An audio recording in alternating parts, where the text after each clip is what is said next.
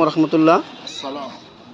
আমরা এখন আছি কামরাঙ্গীর চর ঈদগাহ মাঠে, যেখানে 10 জুলাই বুধবার পীর সাহেব চরমন হুজুরের মাহফিল।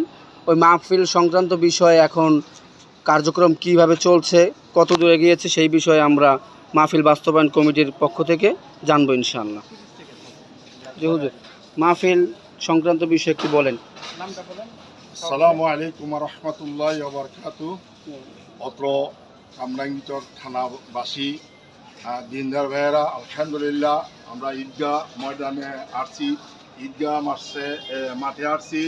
আগামীকাল 10ই জুলাই আমাদের মাহফিলের কার্যকলাপ দেখার জন্য, পরিদর্শন করার জন্য আমরা এই বাস্তবায়ন কমিটির অনেক লোকই আছে, সবার নাম তো বলা সম্ভব না, তারপরও আমরা যারা আছি প্রত্যেকেই আমার বদলে এই মাঠে এসে চতুর্দিকের সর্বদিক খেয়াল